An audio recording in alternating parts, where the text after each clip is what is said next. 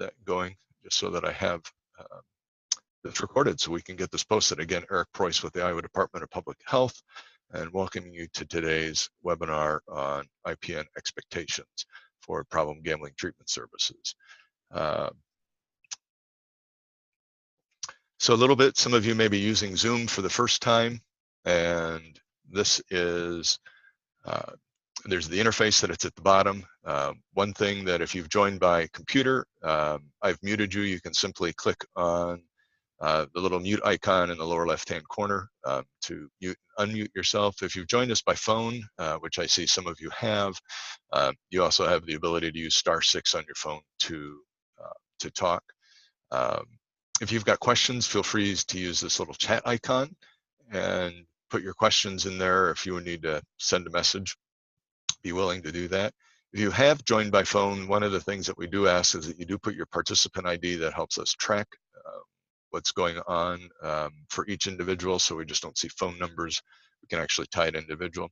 And the other piece too is really appreciate many of you experienced for the first time today, at least as in presentations that I've done with the Iowa Gambling Treatment Program and Problem Gambling Treatment Services in the state, is the registration feature for Zoom. So thank you for bearing with that. That'll actually help us tremendously with CEUs, and that's a nice little segue to talk about.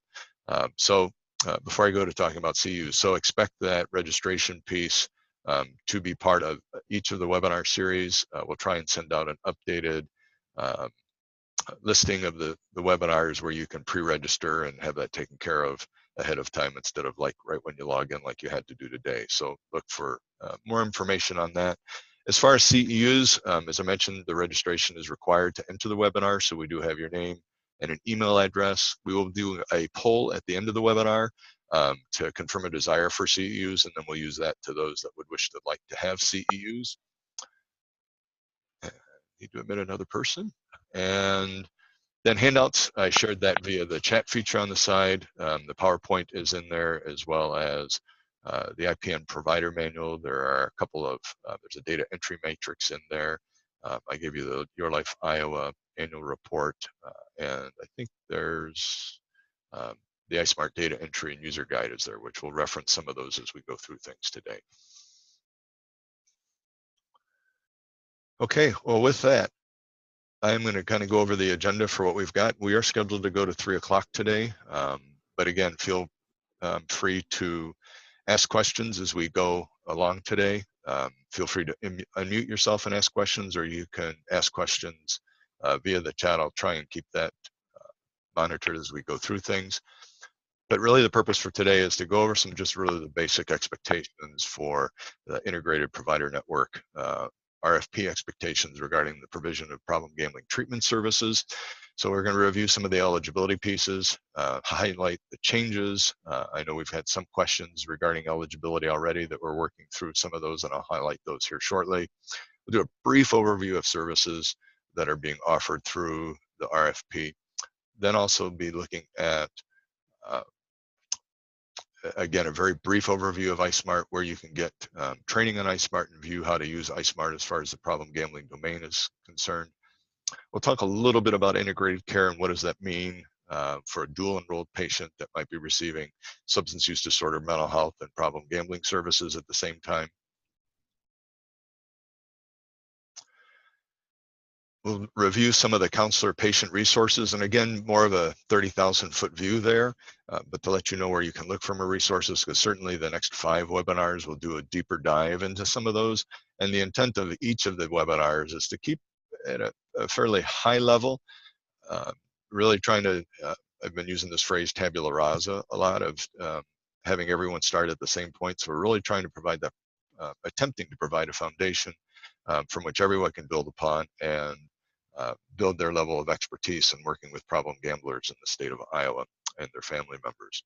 And then at the end, as time will allow, we'll have an open Q&A question, and I'll do my best to answer your questions as we go through that, because I'm sure there will be some as we go through this. But again, you don't need to hold your questions to the end. If there are questions that you have, feel free to chime in as they come to you. So we'll go ahead and just jump into eligibility to start with.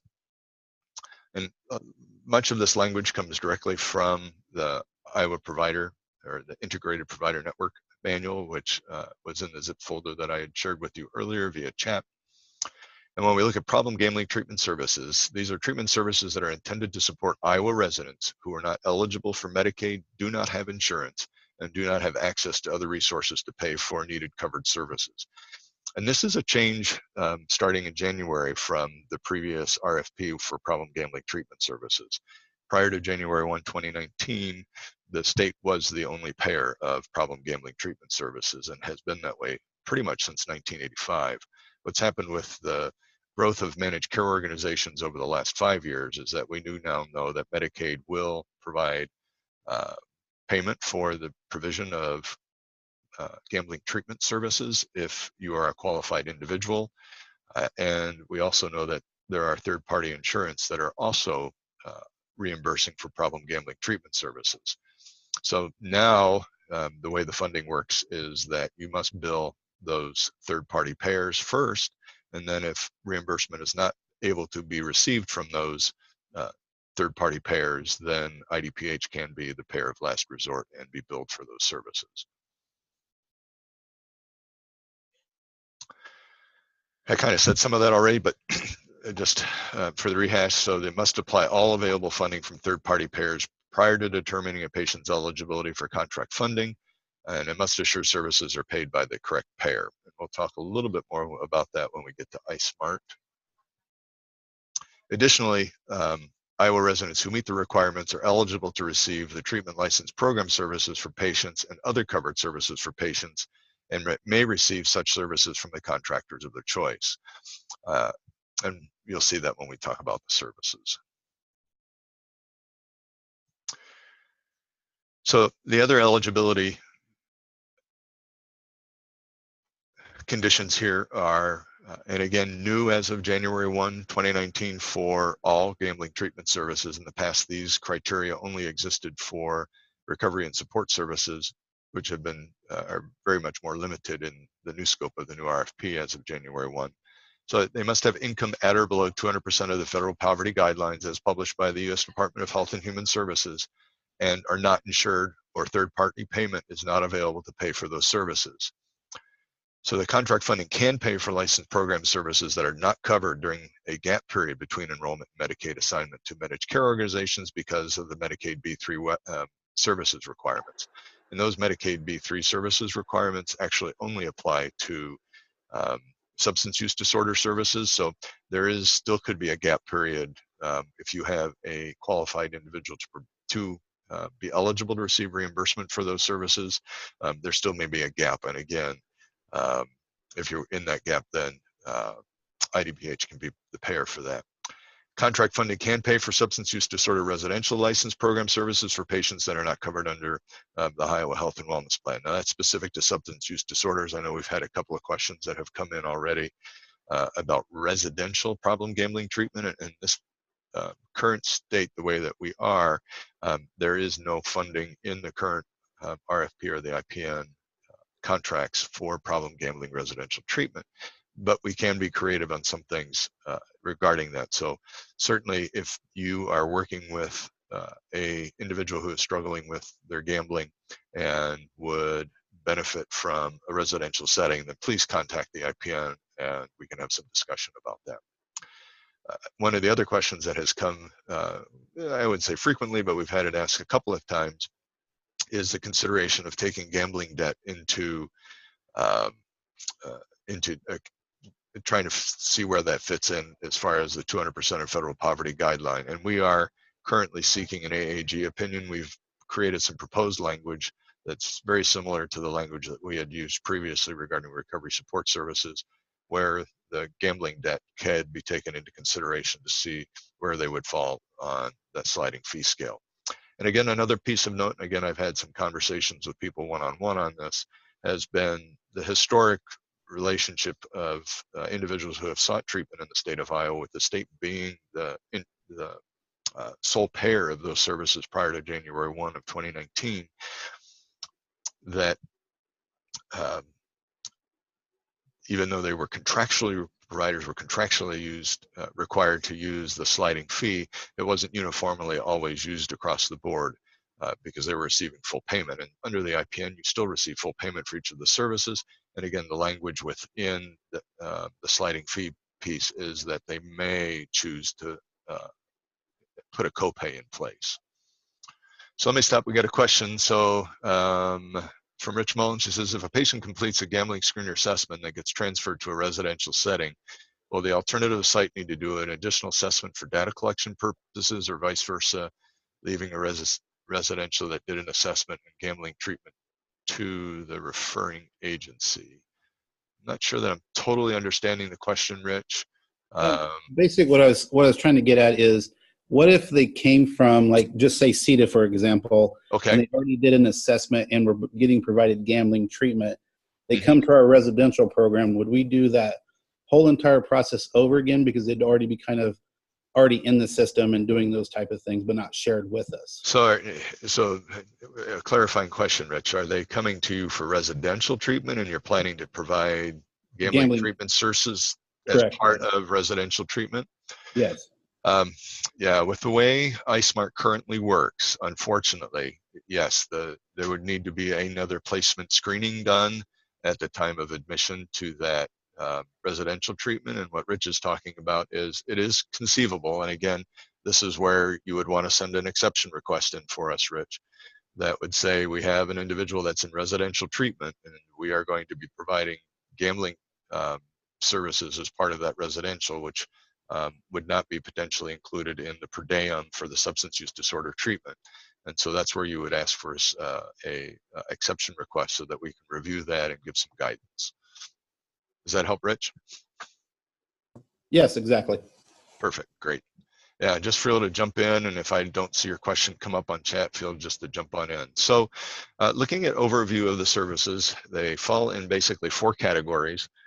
And if you want to, if you're following along, you can actually pull up the iSmart data entry matrix, which is a nice little tool that shows each of the services and how they get entered into iSmart. And you can see whether I stay on task as we go through this. But they fall into 4 categories. One is the outpatient intensive outpatient services, other covered services for non-patient, and then early intervention. And we're going to talk about each of those here briefly. So one of the changes this year is in the rates that are established, and you can see this in the IPN provider manual, also in the RFP, it's also in your contracts, that there's different rates for certified licensed and independent licensed staff for outpatient services. And for those of you who have already provided treatment services in the month of January, you've seen this in iSmart, where there are specific service descriptions for, so there'll be one in there for IPN, don't quote me on it, it's an assessment, that'll be certified licensed. And then there'll be one that says assessment independently licensed. And the designation is that there's 2 different payment rates there. And you can, I don't think I have the rates on the data entry matrix, but there is a difference between how we are reimbursing based on the certification licensure of the staff that are providing service. And that applies to assessment, individual, and to group. So that's why we have that bulleted or noted at the top there. With the assessment or the placement screening that I just referenced earlier talking with Rich, is a 1 per episode assessment. And we don't usually have seen this on the gambling side, where someone has taken 1, 2, 3, or maybe 4 appointments to get through an assessment. I think historically programs have been able to do that in a single episode now, or a single session. And this is just to let you know, is that it's not that you couldn't do an assessment over multiple sessions, but you're only going to get paid for 1 of those. It's 1 per treatment episode. On the individual counseling side, that also includes family and financial counseling. And again, the different rates based on the qualifications of the staff. And just a special note here is that financial counseling is actually required to be given to each problem gambling patient that is seen by an organization. It's actually in Iowa code. You can look up chapter 135 sometime. It's a very short code, but it has language in there that each individual who seeks assistance for their gambling must receive financial counseling. And then the last one is group counseling. And don't know there's much to say that other than you can do group counseling. And the note that I would give you is that for both your individual and for your group sessions, it also applies to early intervention. You'll see this, I think I have a note on that slide as well, is that these sessions must be rounded to the nearest 30 minutes. So if you do a session for 45 minutes, then you're going to enter as a 30-minute session. If you do a session for 46 minutes, you're going to enter as a session for 60 minutes. And that's just one of the changes that we made from previous RFPs, that we've gone to this 30-minute unit, and you just round to the nearest 30 minutes. So we'll go ahead and move to the next slide. So new for the problem gambling treatment services is intensive outpatient. We've had in the past programs that have provided intensive outpatient. We just didn't have it as a service level to be reimbursed. So under problem gambling, it is a qualified service to provide intensive outpatient or partial hospitalization. So if you're familiar with ASAM, that'd be 2.1 or 2.5. There is a difference on how that's being entered into the system. In this case, you would be the type is 24-hour service, duration type is days, and the days is one. The one thing that some of you will say is, Eric, well, you can't enter days into iSmart on the problem gambling domain. So I need to go in and fix the slide. On the substance use disorder side, that works fine. We've just never used the day functionality previously. So you're only going to see minutes as an available option there, and you'll just enter one. And it'll say minutes instead of that. So I will make a note of myself to fix that slide for you.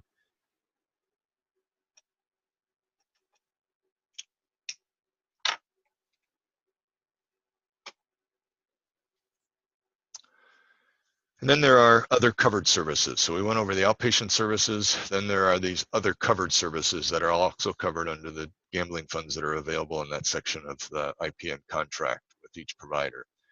So something new this on the gambling side, and at least I shouldn't say new, we've had care coordination in the past.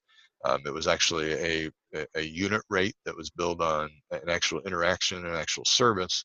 The change this year on the gambling side is that now it is, if they have a billed service this month, when the claim summary report is built, it's going to give you a count of the number of outpatient patients that were served that month, and then you'll get, I think it's a $75 rate each month that they are active in services if they've had one other billed service that month.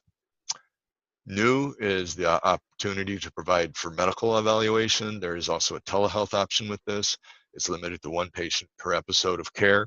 And again, that can, whether that happens in-house or out-house, if it's referred out, the grant will pay for that. Medical care is also available, and there is a telehealth option for that. And then medication is also available, limited to $100 per month, $300 per max per treatment episode. Some of you might ask, well, there aren't any FDA-approved medications for the treatment of problem gambling. We're leaving the flexibility there for the physicians that are working with these individuals, because there are some off-brand, and I would say that best practice might be the loose way of looking of some ways that can be helpful. And you may hear that from other speakers as we go through the 6-part series of some of the things that they have seen that medications that can be helpful for someone who is struggling with a gambling disorder or problem gambling. Additionally, what we used to call recovery support services, we have 2 services that have continued on under the IPN, and that would be recovery peer coaching and transportation. And the transportation is limited pretty significantly from, again, those providers that have been contracted previous to January 1. Much different limit here, $20 per month, $60 per treatment episode. But again, this can go to, on the transportation side, can be bus passes, can be cab vouchers, etc.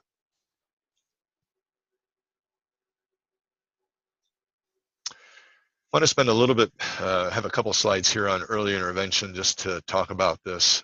Prior to January 1, most of everything that we talked about that was related to early intervention, as we talked today, fell sort of under this idea of crisis intervention. And crisis certainly fits within the genre of early intervention as a subgroup. And so this is a little bit of an expansion of what we've done previously. Certainly, currently, the licensure standards define early intervention as the ASAM criteria level of care, which explores and addresses problems or risk factors that appear to be related to an addictive disorder, and which helps the individuals recognize potential harmful consequences.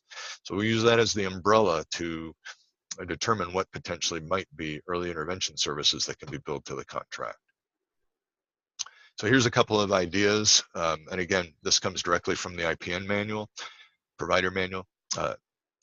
These services may be provided to persons who have received an initial assessment and meet criteria for a gambling disorder, but who are unwilling to be admitted to the recommended treatment environment. So there are going to be individuals you are going to meet, they're going to screen positive or may even meet the criteria for a gambling disorder who say, hey, I don't want to be involved in treatment at this time. They could continue to be served in an under early intervention until such time as they say, hey, I think I've got this handled, or they say, no, this is kicking, I'm just not, I need some more help, and then they engage in treatment. Then early intervention services wouldn't apply anymore once they're admitted into services. They may be used to provided to Iowa residents at risk for substance use disorder or problem gambling. So it could even be outside of a screening environment. This could be you're at a local college. Maybe you've got relationships with the local jails, the colleges, schools, and you're doing some work there to help create awareness about the potential of identifying whether or not there might be a problem related to what might be going on with their gambling. It also may be provided to family members or friends of patients of persons with gambling problems who are not in treatment.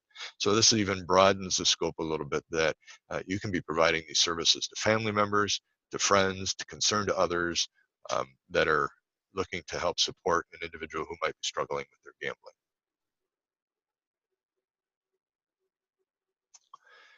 And it does include counseling persons in crisis. And this can be done in person or over the phone. And it's important to note here is that the sense of telehealth or distance treatment that existed prior to January 1 of 19 has been reined in quite a bit in the new RFP, and that is to align with legislation that was passed here at the state about what is telehealth.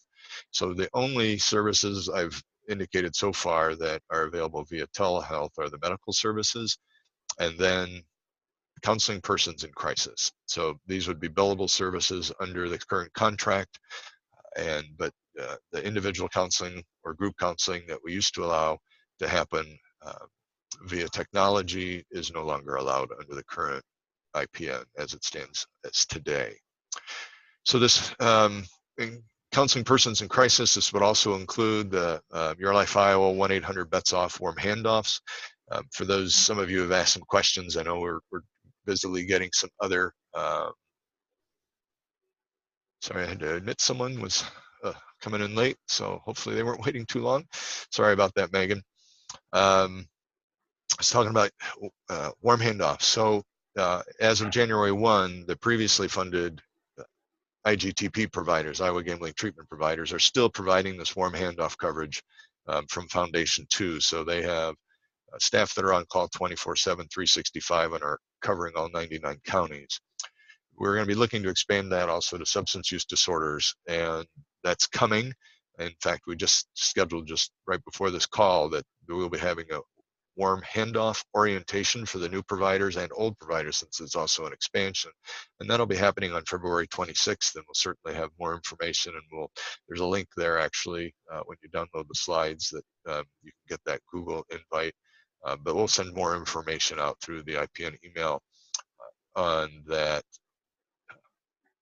Your Life Iowa warm handoff, 1-800-BETS-OFF warm handoff process and orientation.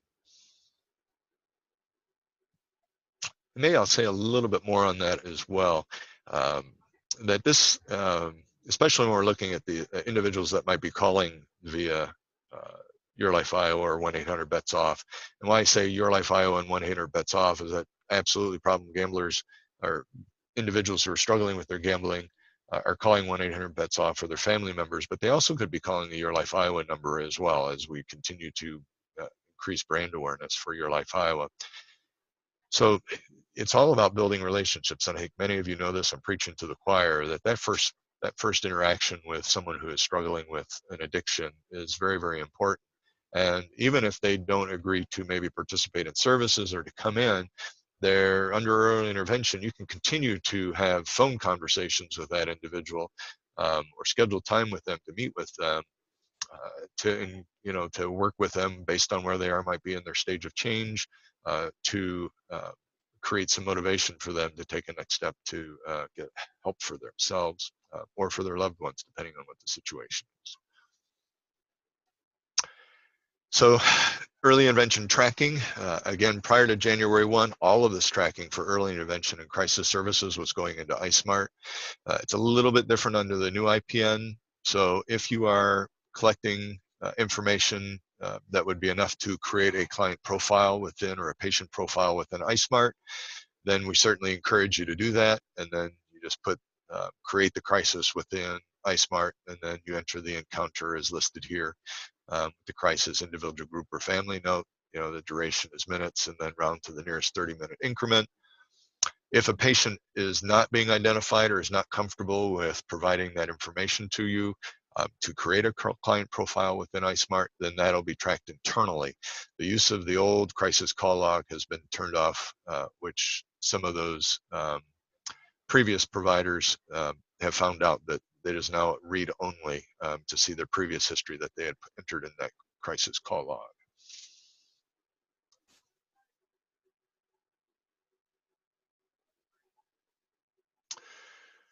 So let me just stop there for a second with that review of services to see if there are any questions of anything that I've covered so far.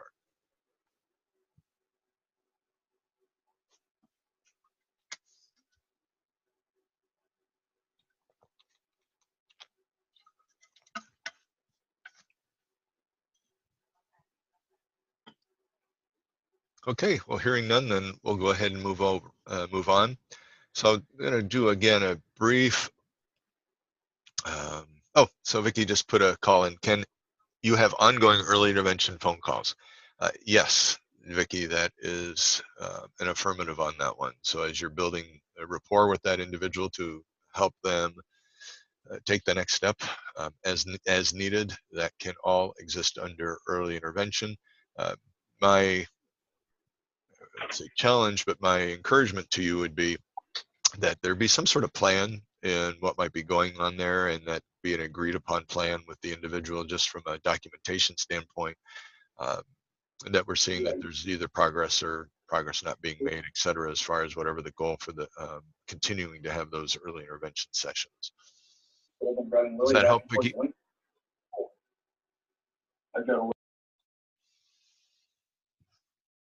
All right, well, let's talk about the iSmart problem gambling domain. I think most of you have been set up and should now have access to the iSmart problem gambling domain. There's a link that I'll have that's in the handout, that if you were not able to attend the problem gambling domain walkthrough that we did in the end of December, that is recorded and has been put up on the IGTP website, and I'll show you the reference for that today. But talk a little bit about the overview on iSmart, a few of the things that you need to kind of remember on as you're working through iSmart. Talk a little bit about the data integrity reports, and again, some of you may not apply to everyone that's on the call, but from an agency perspective, at least give you an idea of what it is that we're giving back to providers for them to follow up on regarding data integrity. And then also tied to that is then the SSRS folder access, and how we're using SSRS to help you monitor progress of the services being provided on the problem gambling domain within iSmart. So a couple of things on the iSmart side is there is the staff member user accounts. And again, most of you, I think, have discovered this, but there is the need to add the problem gambling domain within, or the gambling domain within iSmart, and so that you can have access. And simply what that does is that when you create a new episode within iSmart, create a new intake, or a new episode, it's going to ask you, do you want to put this in the gambling domain or do you want to put this in the substance use domain if you've got access to both those domains. If you only have access to the gambling domain, it will only give you the option of the gambling domain. Then secondly is, and many of you have done a good job of this already, is providing those names of those individuals who will need access to SSRS to run the IPN problem gambling reports that are sitting in the IPN problem gambling folder on SSRS. If your agency still does not have access to that, please send a request to the IPN at idph.iowa.gov, and we will make sure that that gets taken care of for you. As I mentioned earlier, I've got the link on here for the iSmart Problem Gambling Domain training that was done back in December. It walks you through, over about a 90-minute period of time, all the different pieces and functions from starting of how to put that crisis early intervention service in, and then how to do the placement screening, how to do the admission, how to enter services, how to do the 30-day follow-up, and then how to put in the discharge. One of the things, and I noted this a little bit earlier when we were talking with Rich, one of the differences between the gambling domain and the substance use domain that is a bit problematic, which came up when when Rich brought up the residential question, is that if a problem gambler or an individual gets services at one agency within the IPN, and for whatever reason they move and they're moving to another agency, and it's really just a continuation of care, the receiving agency is still going to have to do a placement screening, because unfortunately the problem gambling domain requires that a placement screening be done in order for an admission to be done. So that so the essence is you can get paid for another placement screening. It's a new episode because it's in a new agency. It's just one of the quirks within the system that it's a design issue, and at this point we can't fix it. So that if you've got questions on that, feel free to reach out to the iSmart help desk. Mary Crawford is always very helpful on the problem gambling side, the gambling domain side, to give assistance to those that might be struggling on what might be going on in that problem gambling domain. And if she's not around, then it will come to my attention, and I'll be happy to assist as well. I did talk about the domain, the iSmart problem gambling data entry user guide earlier in manual. You can download that and have that available. It's sort of the Bible. Again, it walks you through definitions, values that are available for each field. If you've got questions on how to answer questions, I really encourage you to take a look at that gambling domain entry, data entry user guide and manual. Will probably answer many, many of your questions. And then additionally, from a purely technological standpoint, I'd like to tell you that iSmart is always going to be there 99.9999% of the time, but there are going to be things that are happen that are outside of the control of the department, and even outside of the control of your ISP provider, where internet service goes down. There's a server failure in Washington, DC, where iSmart is housed, and you don't have access.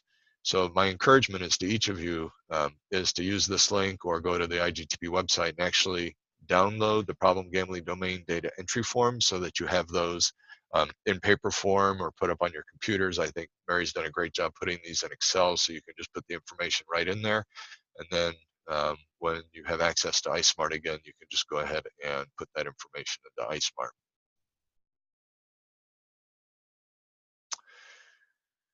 Then for some of you, for the new providers, this 30-day follow-up will be a totally new step that you wouldn't have done on the substance use disorder side.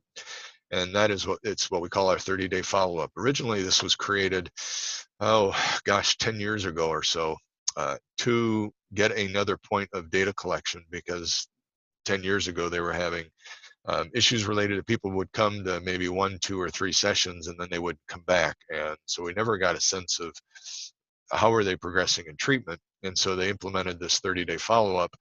But then no one was really using it really well. We didn't monitor it very well. But the network has done a great job over the last 3 or 4 years. I think last year we were up at almost 67-70% compliance of getting these completed in that 30 to 45-day window. The other thing we did about 3 years ago is we shortened this incredibly from what used to be the full data set adjust those outcome measure related items that we want to see the impact of that first 30 or 45 days of treatment.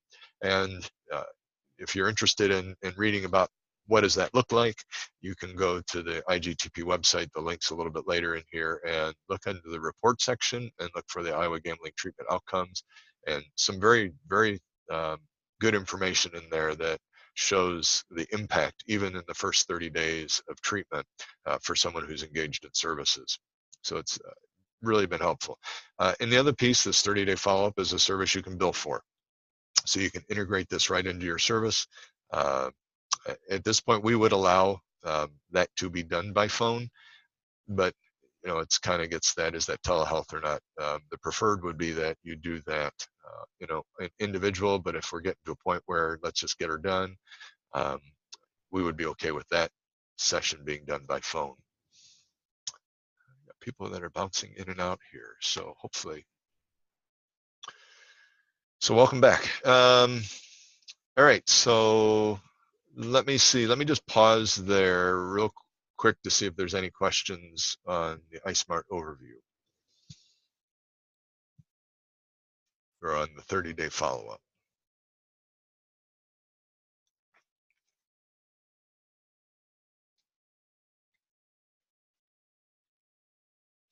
The one thing else I'll highlight, seeing that there's no questions coming in, that there is actually in that IPN problem gambling folder a problem gambling treatment domain treatment plan and 30-day follow-up status report that you can use. It's open to every provider to use, and it actually will show you who's got a 30-day follow-up done and who's not.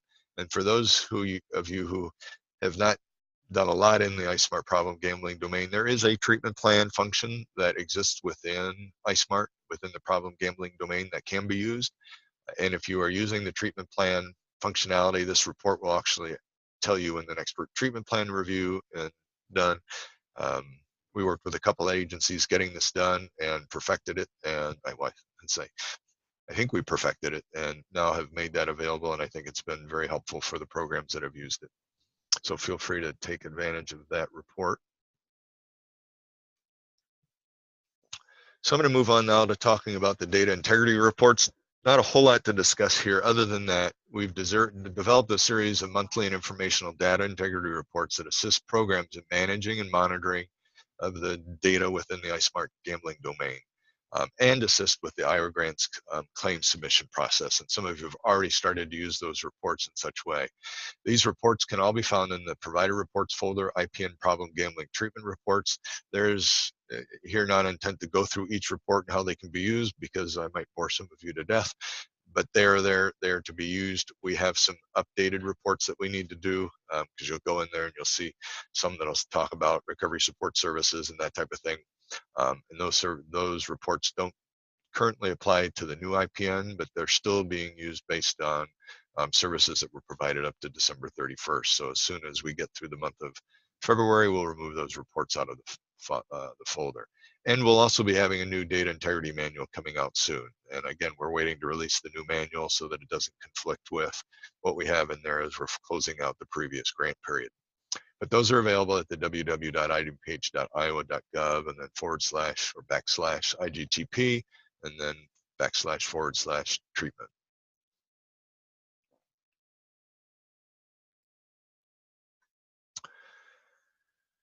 If you need access to or don't currently have access to SSRS and would like access to SSRS to have access to those reports, you can send a request to ismart.helpdesk@idph.iowa.gov.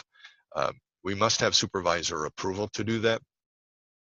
Just so if a supervisor, or if you're a frontline person and you would like to have access to those reports just to see how your agency's doing, we're not opposed to it, but we have to have supervisor approval to grant you access to SSRS.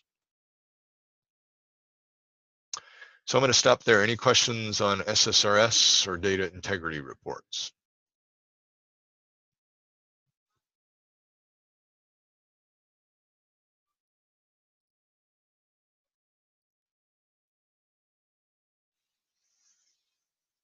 Okay, well, let's talk a little bit about integrated care. And again, straight from the Integrated Provider Network Manual, contractors assist IDPH to protect and improve the health of Iowans by meeting the following three goals, and that is to establish and maintain a comprehensive and effective system of care for substance use and gambling problems through a statewide integrated network of services and providers. Very important here is that when we talk about it, it's not only that we're providing integrated care, integrated services, but this is an integrated network. You're all working together. Programs that I've worked with, under the previous grant period, have often heard me talk about we are better together, and we absolutely are. There are many Iowans who are suffering, may not be the right word, but they're impacted by what might be going on in their gambling, and it is one of the highest stigma rates. That may be a little hyper bullish by me, if that's even a word, but it is very difficult for these people to walk in the front door, whether it's the shame, whether it's the guilt. For those of you who have worked with substance use disorders, it's even to a greater extent than substance use disorders. And so it really takes a cohesive, integrated system of providers that are all working together as a band to really make it easy, to increase the ability to get access to services, and that there's really no wrong door. Because it's integrated care, if a person in one county wanted to see a provider and it's across a service area, there's nothing to restrict them from doing that. That's their choice as an Iowan. They can receive care from any provider within the state in the network.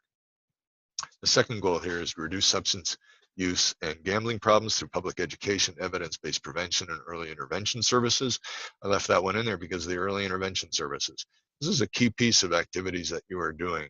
This is an opportunity to get out and work with those at-risk populations, whether it's going to senior centers, whether it's going to your local jails and correctional facilities, whether it's going to your high schools, your local colleges. I think I mentioned that. What else was I missing? And then the big one is, for many of you, is that you have a casino in your service area. It's an opportunity to interact with the security staff. We've had suggestions in the past with some of the programs. Jackson and Prelude historically have had relationships with the casinos in their areas to actually have treatment staff at the casino for certain hours a day, so that the security staff at the casinos know that there is going to be a problem gambling treatment professional on site, in which they can make referrals right then and there for someone who might be having questions. May have questions about self-exclusion and how that works. So there's really a lot of opportunity on that early intervention piece as to how we can get out and make connections and network with those individuals who potentially could be source of referrals for individuals that could benefit from the services that we're offering. And then the last bullet here is the increased remission and recovery from substance use disorders and problem gambling through timely, accessible, ongoing, and effective treatment services, which you're all going to do a great job with. I have no doubt in whatsoever. But it's, again, being responsive at the moment when they are most valuable to have that service.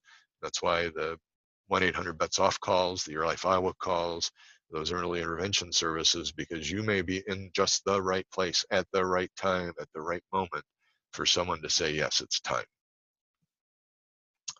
And then, as I mentioned earlier, I am the lead staff for problem gambling treatment here for the state.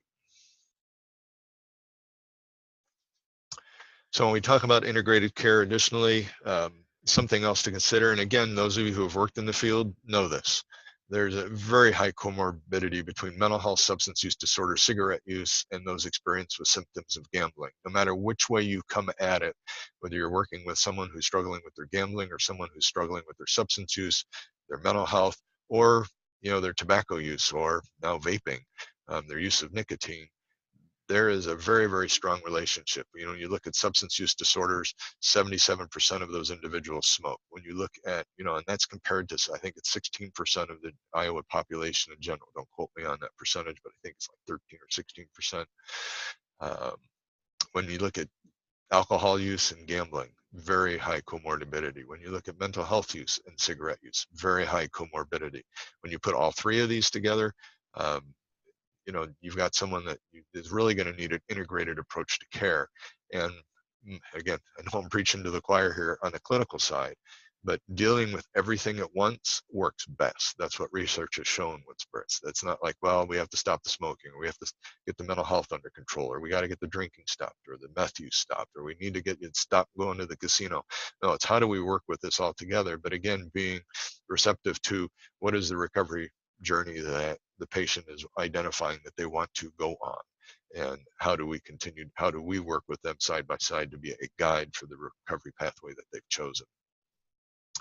So very important from both the substance use disorder side and also from the problem gambling side, that here for problem gamblers, you want to make sure you're screening for mental health and substance use disorders. They go hand in hand.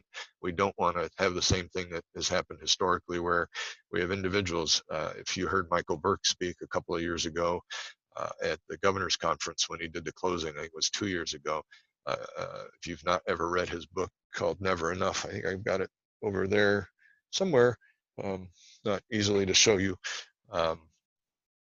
But if you want to read a book that talks a little bit about someone who has struggled through his own alcoholism, problems related to alcohol, and how he got sober, and then his gambling went out of control, a very good story to read. Some of you have gotten a chance to hear Michael, and we'll probably get him back at some point. But if you've not had an opportunity to, it's a short read, and it's called Never Enough. I would encourage you to check that out. The money that Michael gets off of the purchase of those books, and I think you can get off of Amazon, is it goes actually to pay the restitution for part of the consequences he had as part of everything that happened with him on the gambling side of things. You read the book, you can find out more about that. And then the other piece of this, patients may receive substance use and problem gambling services in the same treatment episode. You just can't bill both in the same service on both sides of the contract. So this is where we have to, we're continuing to have dialogue internally to provide better guidance on this. We understand and apologize for that. You're going to have to do 2 separate admissions because they're 2 different data systems. We're hopefully in a future state, there won't be a need to do that. But for right now, you just have to kind of bear with us, as we've got 2 different data systems that we work with. So you have 2 admissions, 2 sets of services. I think some of the other questions that we have had related to this is, can I put a problem gambler in a substance use disorder because he would group, because he would benefit from substance use disorder, the information that might be going on in that group? Absolutely, and you would just continue to bill that as a problem gambling.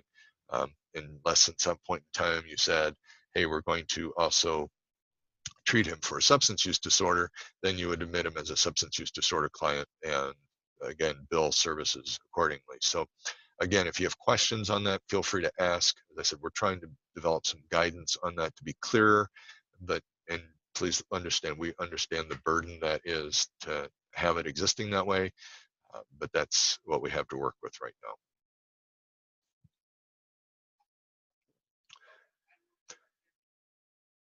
So let me stop there.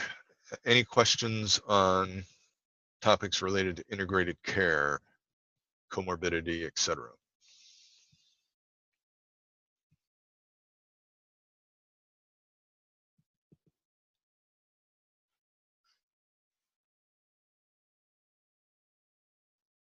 Okay, well, we'll go ahead and move on. So there is, and I have the website here listed for you. I don't know whether it will let me open it up from here. It will. So let's see if it'll bring it up on my screen here. It actually is going to bring it up on the screen. So I will move it over so you can take a look at what this looks like. So this is, and let me actually just go back to the home page here for a second. So again, for those of you who are not familiar with this website, this is within the Iowa Department of Public Health web pages.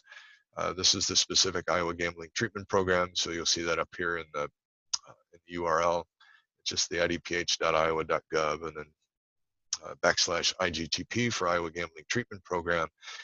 You'll see that there is a section here for prevention and health promotion, for treatment services, where we'll dive in, helpline data. That's that reports and study piece. Since I mentioned the IGTO, I'll just show you where that is located here. So you'll see the section here for Iowa Gambling Treatment Outcomes, if you want to get a sense of what's going on, I encourage you to take a read on the 2018 reports that are in there. A lot of good information that can be helpful to see. Number one, the great differences that happen between agencies and regions of the state, especially if you're new, to kind of get a sense of, well, I seem to be struggling with or whatever. This might help give you some context to what might be going on locally and help you ascertain, either from a needs assessment perspective or from an early intervention perspective, the types of services that you might be investing time in to assist those in your area who could benefit from the services. This is also where you'll find the attitudes and behavior survey, which is more of the prevalence data. We've just finished the 2018 survey, so we'll be putting that information out here as well.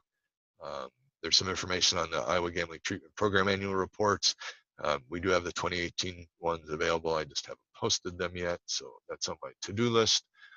But then there's the stakeholders, and I'll just show this to you. We've had prevention and treatment roundtables in the past, so if you're new and you want to get a sense of what those meetings have been and the topics, certainly encourage you to take a look at those documents that are there.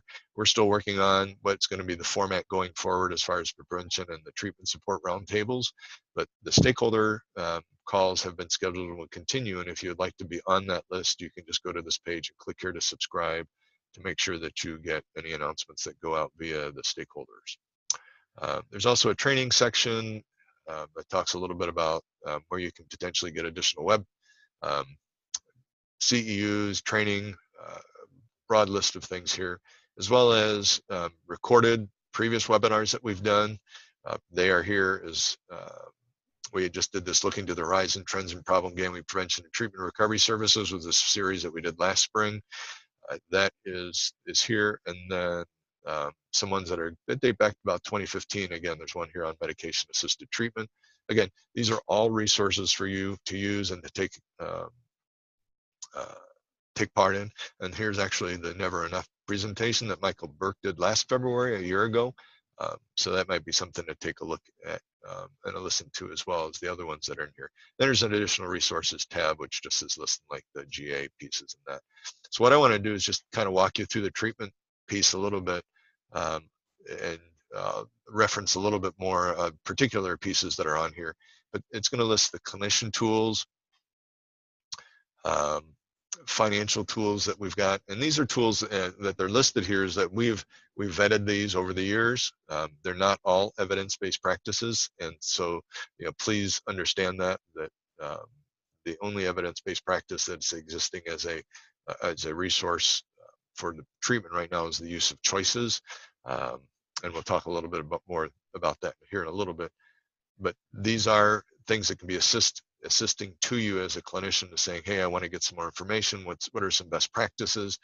These are certainly resources that can be part of your toolkit as far as building your level of competence and expertise in working with this population. There's information here about financial tools. Again, not an end all, but there are some good things. If you're like, well, how do I talk to an individual about what might be going on with their budget or financially?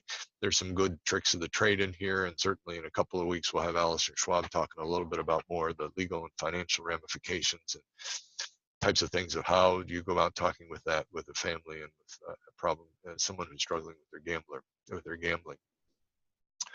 There's the IGTP data entry documents that I referenced a little bit earlier. The DGSPS, didn't mention that within the early intervention, but that's certainly a expert pre-screen and screen for problem gambling. There's a number of organizations that have used it very, very well and giving some guidance for providing brief intervention. It gives a brief little introduction into our definition of what gambling is, and then basically there's a pre-screen question, and then if they screen positive, then there's 9 additional questions to ask. And depending on how they score, then there's some recommendations on that tool as to what next steps should be. And then there are workbook and activities, and we'll talk a little bit some of those. But anyway, let you know that this is out there and available for you to be using. So let's look at a couple of the specific ones. So specific clinician resources. One is, I think, a must-read for all of you. We have seen a couple of programs that have really jumped into using this gambling pathways questionnaire as to assist them with treatment planning with individuals. You're going to hear Jessica Hartz talk a little bit about this in webinar number 3. And she's done some other presentations on the gambling pathways questionnaire, and has really done a great job with it, incorporating in the work that she's doing. And so I really encourage you to take a look at it. It's fairly easy to use, but again, it's a tool that you can use to assist how you would potentially work with each type of gambler that there is. And again, we'll leave some of that to talk for Jessica to talk about in a couple of weeks. There's this gambling problems and introduction for behavioral health services providers, just a general overview. This is actually a SAMHSA document. There's getting real and problem gambling, how the ASAM can help. I would encourage every single one of you to print this off and read this. This is a very nice tips and topics, I think it's called, that Dr. Melee puts out every quarter. If you're not signed up for that, there's an opportunity in that document for how you can sign up to receive these to your inbox every quarter. He does a great job in kind of walking through the ASAM and how it applies to problem gambling and the types of questions you should be asking while you're working with an individual struggling with their gambling. There's also this individualized treatment for problem gambling, a therapist manual that came out of UCLA. Very good resource. There's a problem gambling toolkit that kind of goes with the one previous that's there. And then there's an NCRG, the National Center for Responsible Gaming, what clinicians need to know about gambling disorders. All very just basic resources that if you're kind of new to the field and kind of want to get your feet, I really encourage you. These would be probably on my top 10 list of things that I would encourage you to take a look at. On the financial tools, I already mentioned Allison is going to be diving a little deeper into this, but we've given a couple of what I would put at the top of the list of things to look at: problem gamblers and their finances, a guide for treatment professionals, barriers against money triggers, pay your monthly bills, take control arising from problem gambling. These are all, I think, good first reads for those of you who haven't delved much into the financial counseling piece. I think there's almost an expectation as you're working with an individual struggling with their gambling that you're going to be talking something about their budget, how to help them take control of their financial issues, and these resources will help you in that. And as I mentioned earlier, all patients seeking problem gambling treatment are to receive financial counseling, and that's required under the Iowa Code. Then there's workbooks and activities. A new one that I ran across this last year, I can actually show it to you over here. I think that's where I need to put it. This is called Brain Connections. It's a problem gambling series that came out of the Gambling Research Exchange of Ontario, Canada. May not be appropriate for all patients. Very simple. It talks about how the brain works and how problem gambling fits within that. It's a short, I think it's got like 4 to 5 different episodes, may be very appropriate as part of an early intervention process for someone to help them understand a little bit more about their gambling and take that next step. The Choices, a guide to understanding and changing problem gambling behavior. We're really hoping to get the author, Dr. David Hodgins. Some of you may have heard of him. We've been using Choices, gosh, I think since about 2007. It's had an update, and I know some of you have been asking, hey, can I update or can I order it and get the booklet? We just haven't, we're in the process of getting the update done and out to the printer, but you can download the current version in PDF format from the website. The link is here. And you'll hear Nick Voss talk a little bit about Choices in one of the upcoming webinars, as well as one of the best practice, evidence-based practices to use in working with those struggling with their gambling. For those of you who might not be familiar with the name Lori Rugel, Dr. Rugel, very well respected across the country. She did a webinar for us on mindful steps to forgiveness. So this is actually a booklet that she's put together. There's also a webinar back on the training page that I showed you earlier, where she's done. Encourage you to take a look at that. It's another, again, another tool in the tool bag, not for everyone, but can be helpful for some individuals. Then there's this gambling, gaming, and technology use. It's from the Center of Addiction and Mental Health in Canada. Try to give credit due where credit's due. This is some really outstanding material. If you're not familiar with this website, I really encourage you to go out and take a look. A lot of good information out there. Then your first step to change on gambling, from the Massachusetts Council on Compulsive Gambling. Again, another could be helpful booklet to work with your patients. For those who have a need for Spanish treatment tools, give a shout out to Nick Voss, who put together a list of materials for us to use that are in Spanish. And we actually have a page dedicated to those. There's about 7 or 8 different resources that are available for Spanish speaking patients.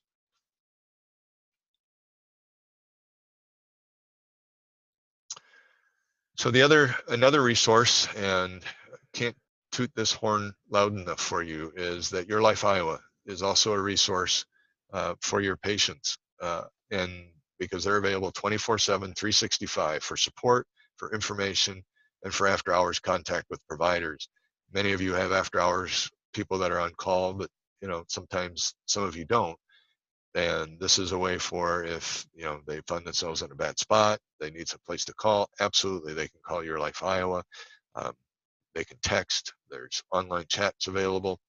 Just, it's there to help support whatever their recovery pathway is. So know that that can be a role as well, and a tool in the tool belt as you're working with your patients. You can go actually out to the yourlifeiowa.org, the gambling, which is the home. I guess I'll just open that up so you can, well, I guess it's not going to open. Well, there it goes. It's the home for 1-800-BETS-OFF. And again, not necessarily designed for clinicians per se, but there is a lot of information in here. I'd certainly encourage, if you've not been to this part of the Your Life Iowa website as a problem gambling treatment professional, I would certainly encourage you to walk through the many different pages that are in here, the tools that are here. There may be some resources in here that can be of benefit as well. On each of the tabs here, there's a self-assessment. I know, well, this is probably good that I went here. I'd totally forgotten about this. So there is the ability within Your Life Iowa, and this, we'll talk about a little bit about this on the warm handoff piece. We also have on the back end email addresses for each county, so that if an individual comes to this and does the Am I at Risk assessment, or the self-assessment, which is basically the choices material, and I'll just show you here on Am I at Risk, is that if they come through and say, okay, I answered 1 yes here, they can actually have the choice to email it to themselves. And I'll just go ahead and email this to myself. And it's actually going to send me a link to open this up. But then there is this confidential contact form that they can choose to have this information sent to the provider that's serving their county. And again, they would just literally put their name, their email address, their phone, and then they would select their county. And on the backside of the system, we know in Black Hawk County, we're going to send that to Pathways. And so Amanda in Pathways is going to get an email from Your Life Iowa that's going to have, if there's any comments in here, that'll be in here. And then there's also this checkbox of the user to say, I agree to have a problem gambling professional contact me, and it's okay to share the results of my self-test with this person. So when this link goes to Amanda in Black Hawk County for this individual, she's going to get a link to the score plus any information that's put in that comment section. The same thing happens for that self-assessment that I showed earlier, that shows in here. So if we go back to the self-assessment, you'll see it looks just like choices. There's 7 sections that they can go through. And when they get to the end of it, they have the same option to email it to themselves or send this to the provider in their area for them to respond back to. It's a nice little feature within the site. So it's really encouraged. There's a recovery page or resources, there's a payout wizard and some other things too. So make yourself familiar with this, and again, a good resource for your patients as well. And the live chat sits there open all the time, as well as the phone numbers at the top. Talked about the online chat, talked about the text. The other thing that is coming, don't know yet a specific time frame with this, is something that we call yourlifeiowa.support. And what this will be is a supportive, motivational messaging text service that Iowans will be able to sign up for to receive messages on a daily and every other day, 3 times a week, and I think we go to once a week. We're in the process of developing that library, but it will be a place on the Your Life Iowa website for them to sign up. So as we get closer to getting that out there, and we'll let you know when that's available, because we're really excited about this. We think this will be of great benefit for those that come to seek help with us. So with that, I've gone through most of the material that I had planned to go through, some a little bit more than others. Any other questions that you have? Things that you thought I might cover that I didn't cover?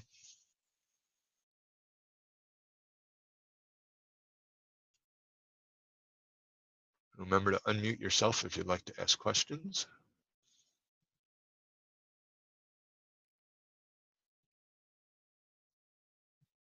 Hey Eric, it's Amanda. Yeah, hi Amanda, how are you? Not too bad. Just wondering if do you know of any insurances that are currently covering or paying for gambling treatment? Well, as I mentioned earlier, Medicaid does if you are an eligible provider, which means you have to be independently licensed. So even if, like, I'll use Pathways as an example. So Pathways has a Medicaid contract, which they do. Okay. And you're not independently licensed, are you, Amanda? I am personally not. Okay, so you would not be an eligible provider. So if you were the gambling treatment person, then you would be billing the state for that service.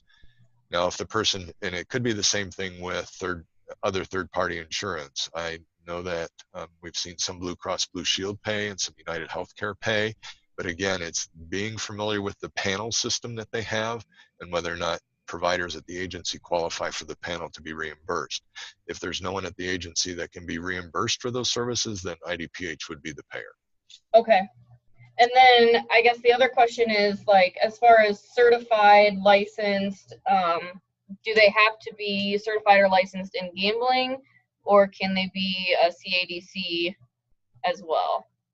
So good question. The Iowa code is a bit silent on that. It just indicates that you have to be a problem gambling, certified as a problem gambling or substance use. It does not say that you must be certified as a problem gambling person to provide problem gambling services. And generally how I've approached that with providers with sort of that area of grayness is that it really then becomes up to the provider to say, who do I feel, what are the minimum requirements that we're going to want to put into place to say that this individual is qualified to provide services to a problem gambler. And I think many have used a 30-hour threshold. I know, I think Jerry's on, and there's a couple of different programs that are available across the country. Certainly there's one in Bellevue University in Nebraska, and there's one at the University of Minnesota Duluth that offers specific training to do the national test. My encouragement would be for individuals to go along those lines, to receive that additional credential, but there is no requirement for it. But we would want to see some documentation that someone is qualified to work with a problem gambler. Okay, thank you. Other questions?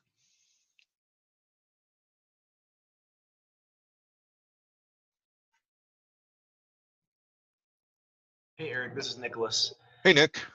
Glad to have you on board.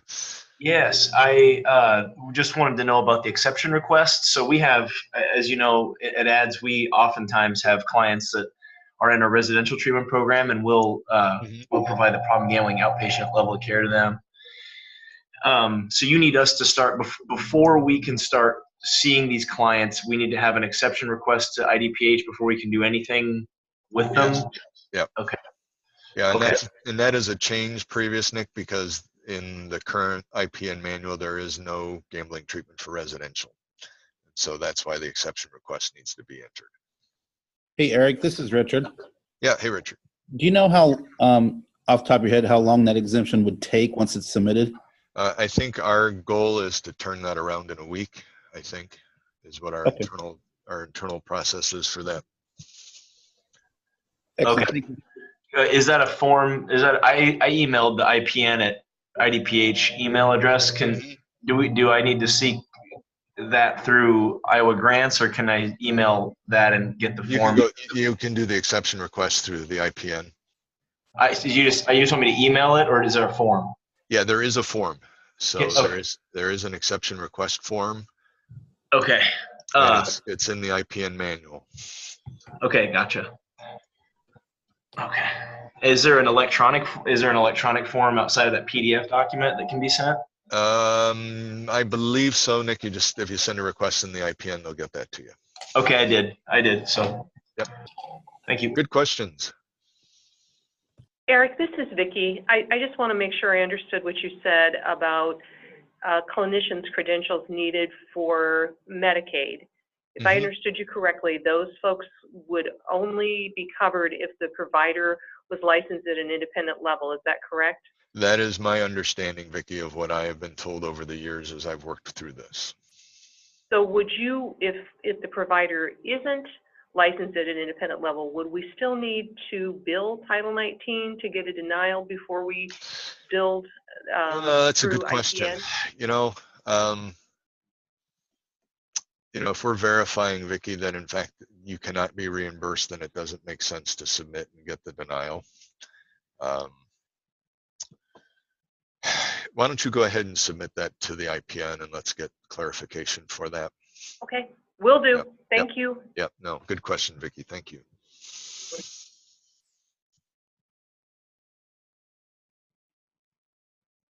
Other questions? These are all great. Thank you.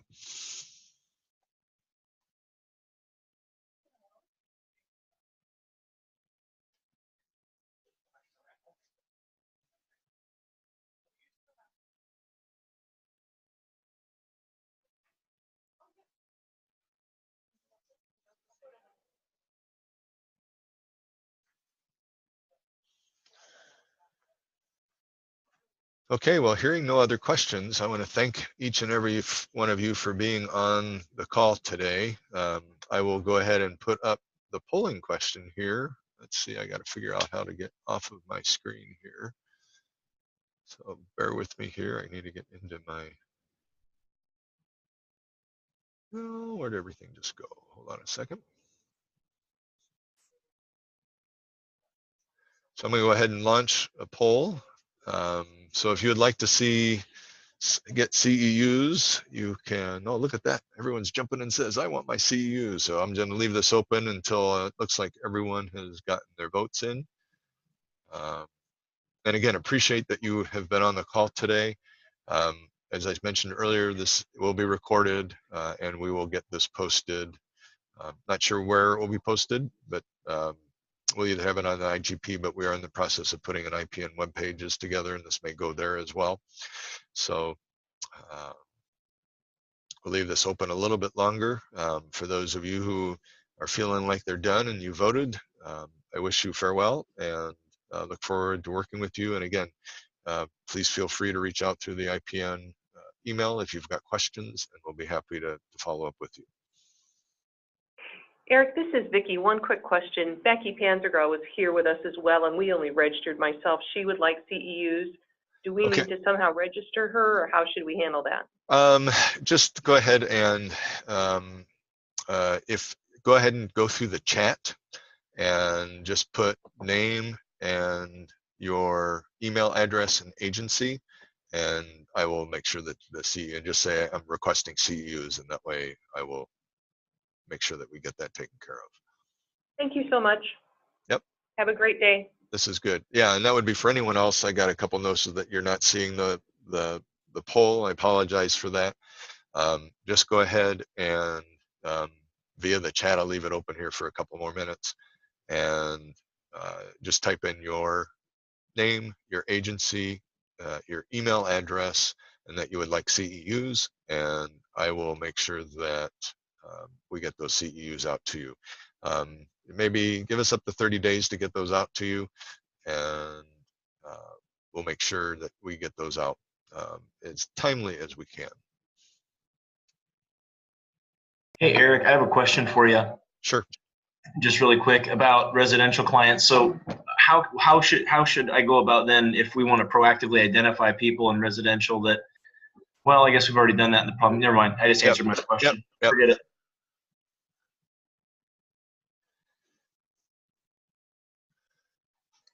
Thanks a lot. This was really helpful.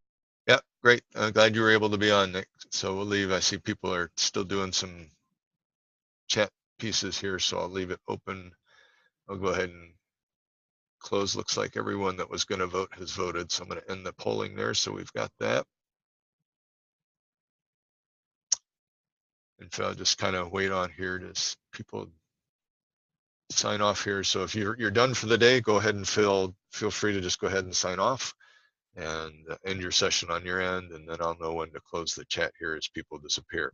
So, well, you're not disappearing, but you're saying goodbye. So thank you, everyone. Appreciate you on here. The next webinar will be on February 20th. And look forward to hearing from Jerry Bauer-Camper. So that'll be a lot of fun with Jerry. So thank you very much for being on today. And I said I'll continue to leave the chat up until I see that everyone has left.